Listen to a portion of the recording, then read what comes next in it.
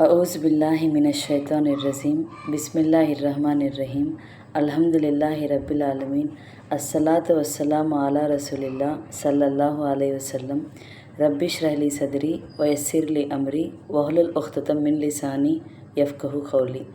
अस्सलाम वालेकुम रहमतुल्लाहि व बरकातहू। सब जनान को तुम्हें भी ये वीडियो देखने के पहले दरूद और सलाम पढ़ को ये वीडियो देखना शुरू करो।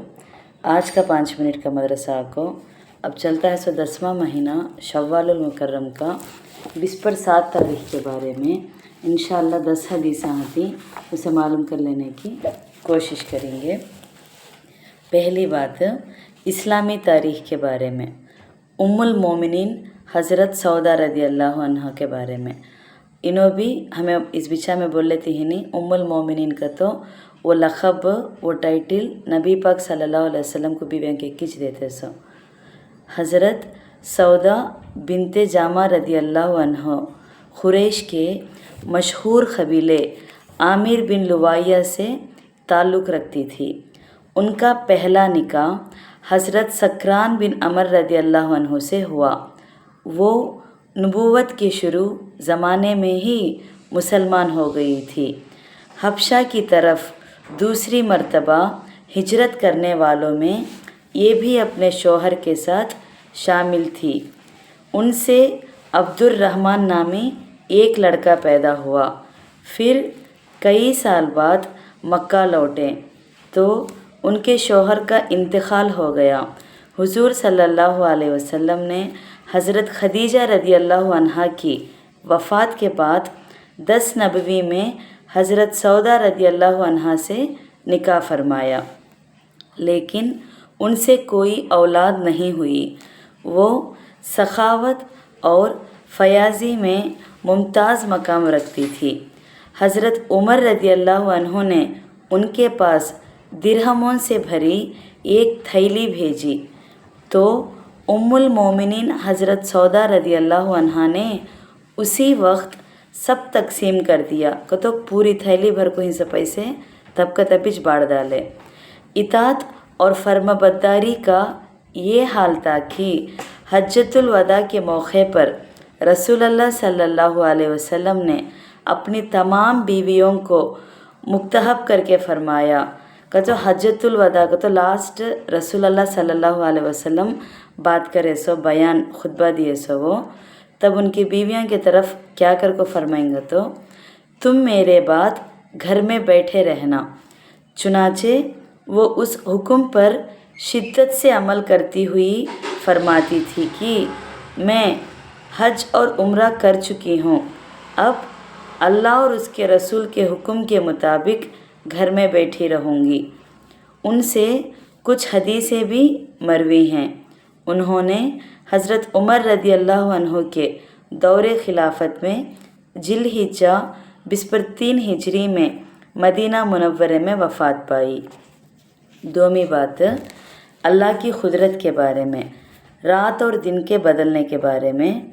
जब से दुनिया आबाद है उस वक्त से लेकर आज तक दिन और रात अपने मुतय्यन वक्त पर, मुतय्यन कर तो करेक्ट टाइम पर बदलते रहते हैं।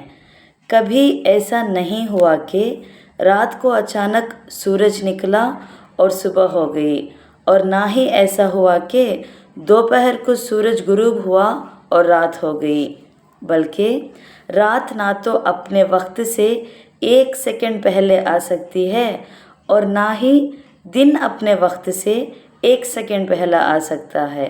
ये सारा गैबी निज़ाम सिर्फ़ अल्लाह ही अपने कुदरत से चला रहा है। बेशक। 3वीं बात एक फ़र्ज़ के बारे में, वक्त होने पर नमाज़ पढ़ना। अल्लाह ताला इरशाद फरमाते हैं, बेशक नमाज मुसलमानों पर अपने मुकर्रर वक्तों में फ़र्ज़ है का तो करेक्ट टाइम पर पढ़ डालना। सूरह निसा में 103 आयत में है। इससे क्या फ़ायदा का तो हर नमाज का एक वक्त मुकर्रर है, उसी वक्त की पाबंदी और मुसलमान पर फ़र्ज़ है। वक्त से पहले नमाज दुरुस्त नहीं होती और वक्त ख़त्म होने के बाद नमाज क़ज़ा हो जाती है। 4वीं बात एक सुन्नत के बारे में, दुआ के ख़त्म पर चेहरे पर हाथ फेरना। रसूलुल्लाह सल्लल्लाहु अलैहि वसल्लम जब दुआ के लिए हाथ उठाते तो चेहरे पर हाथ फेरने के बाद ही रखते थे। तिरमिज़ी 3386 उमर रदी अल्लाह अन्हु के रेफरेंस में से। 5वीं बात एक अहम अमल की फ़जीलत के बारे में, सुबह की नमाज के बाद 100 मरतबा तस्बीह पढ़ना। कौन सी तस्बीह का? तो रसूलुल्लाह सल्लल्लाहु अलैहि वसल्लम ने फरमाया, जो शख्स सुबह की नमाज के बाद 100 मरतबा तस्बीह का तो सुबहान अल्लाह का और 100 मरतबा तहलील का तो ला इलाहा इल्लल्लाह पढ़ेगा तो उसके गुनाह माफ़ कर दिए जाएंगे, चाहे उसके गुनाह समुंदर के झाग के बराबर हो। नसाई 1354 अबू हुरैरा रदी अल्लाह अन्हु के रेफरेंस में से। 6वीं बात ये गुनाह के बारे में, सुबहात से बचना का तो क्या गतो? रसूलुल्लाह सल्लल्लाहु अलैहि वसल्लम ने इरशाद फरमाया, हलाल भी वाज़ेह है और हराम भी वाज़ेह है और दोनों के दरमियान मुस्तबी चीज़ें हैं का तो हम नाग मालूम है सो थोड़े हलाल हती अब थोड़े हराम हती। थोड़े चीज़ें वो हलाल में जमा होती कि माल नहीं, थोड़े हराम में जमा होती कि माल नहीं। वो दरमियानी चीज़ों के बारे में बात करती हैं यहाँ, जिनका हुक्म अक्सर लोग नहीं जानते। लिहाजा जो दरमियानी चीज़ों से बच गया उसने अपने दीन और आबरू को मुकम्मल कर लिया, और जो दरमियानी चीज़ में जा पड़ा का तो वो हलाल की हराम के मालूम नहीं है तो उसे वो चीज़ में जा पड़े तो हराम में पड़े आती हैं। सही मुस्लिम हदीस 4178 नौमान बिन बशीर रदी अल्लाह अन्हु के रेफरेंस में सी। 7वीं बात दुनिया के बारे में, क्या तुम दुनियावी ज़िंदगी पर मुतमईन हो? अल्लाह ताला का इरशाद है, ऐ ईमान वालों, तुम्हें क्या हो गया है कि जब तुमसे कहा गया कि अल्लाह के रास्ते में कुछ करो तो तुम बोझल होकर ज़मीन से लग गए, यानी अल्लाह के रास्ते में जाने से रुक गए। क्या तुम आखिरत के मुकाबले में दुनियावी ज़िंदगी पर राज़ी हो चुके हो? अगर ऐसा है तो याद रखो कि दुनियावी ज़िंदगी का मज़ा आखिरत के मुकाबले में कुछ भी नहीं है मगर बहुत थोड़ा है। सूरह तौबा में 38वां आयत में है सब बात ये।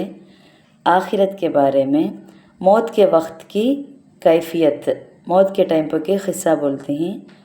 अल्लाह ताला फरमाते हैं, ख़बरदार जब जान हंसालियों तक पहुंच जाएगा, हंसालियों तक का तो कॉलर बोन बोलते नहीं, वहाँ तक पहुंच गई तो हकीम कहा जाएगा कि है कोई झाड़ फूक करने वाला का तो ठीक करते इस वाला कौन तो तुम ना खाए क्या।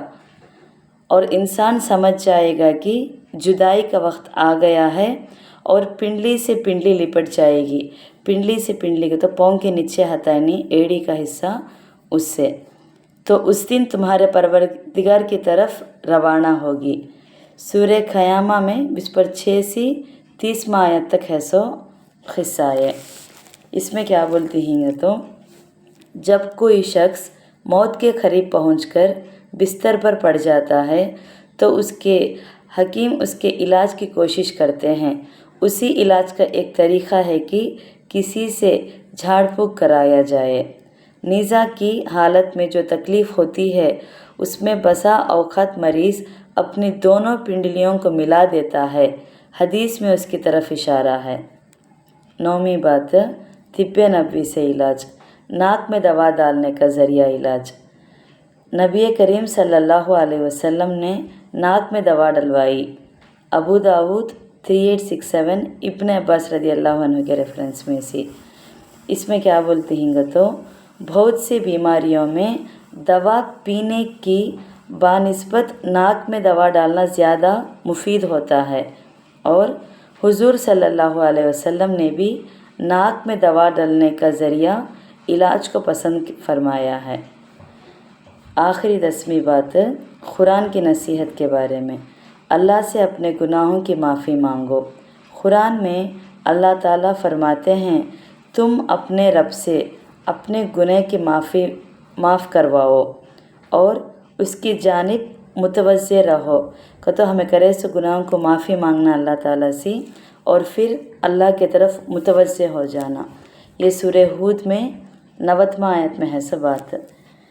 الحمدللہ آج کا 5 منٹ کا مدرسہ بسپرسات شوال المکرم کے بارے میں بات کر لیے۔ انشاءاللہ کل بسپرآٹھ شوال المکرم کے بارے میں بات کریں گے۔ السلام علیکم ورحمۃ اللہ وبرکاتہ۔